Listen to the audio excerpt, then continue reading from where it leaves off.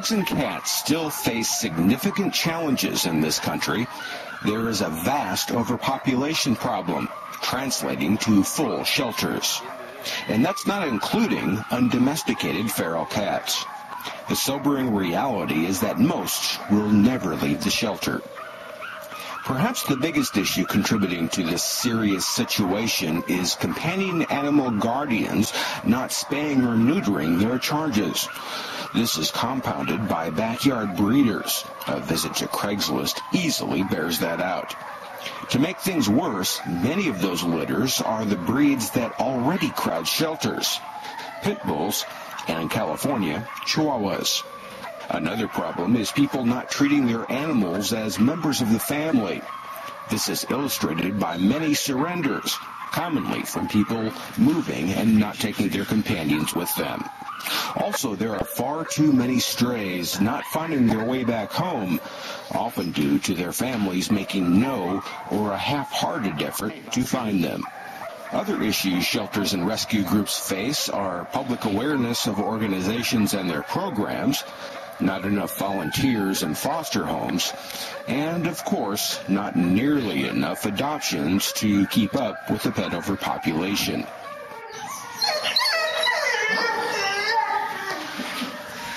Solano County, California, located between the San Francisco Bay Area and Sacramento, can serve as a snapshot of the national situation. There is the official municipal open intake shelter with cages full and high euthanasia rates, several smaller rescue groups operated by volunteers and foster homes, a trap neuter release or TNR group, and the SPCA of Solano County. Overpopulation is probably the biggest problem we have, especially with feral cats. It's a real big problem. The way we are trying to help that situation is opening a spay-neuter clinic. We intend to spay 8,000 to 10,000 animals a year, and that's how we're going to help reduce the euthanasia rates in the county. The SPCA is a nonprofit limited intake shelter. Their animals are owner surrenders, transfer from other shelters when crowding puts animals at risk for euthanasia, and a limited number of local strays as space permits.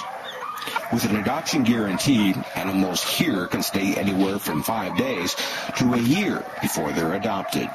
SPCA programs include low-cost spay, neuter, and vaccination clinics, a robust volunteer program with training on how to work with the animals, several annual events, a pet supply store, and they're creating 2 public dog parks.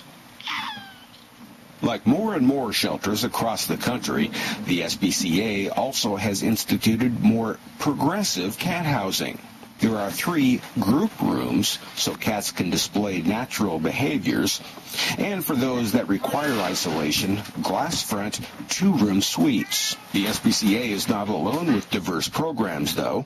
The county animal shelter offers low-cost spay, neuter, and vaccination clinics, microchip and licensing services, a vet checkup and dog training with adoptions, and a 24-hour behavior helpline to prevent animals from entering the shelter.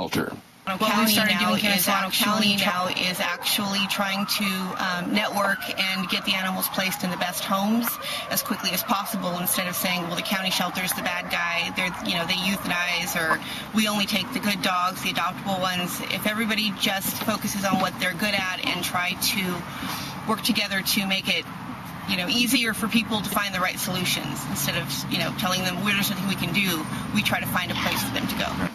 Most groups in Solano County and across the country run on adoption fees and private donations and don't receive government funds.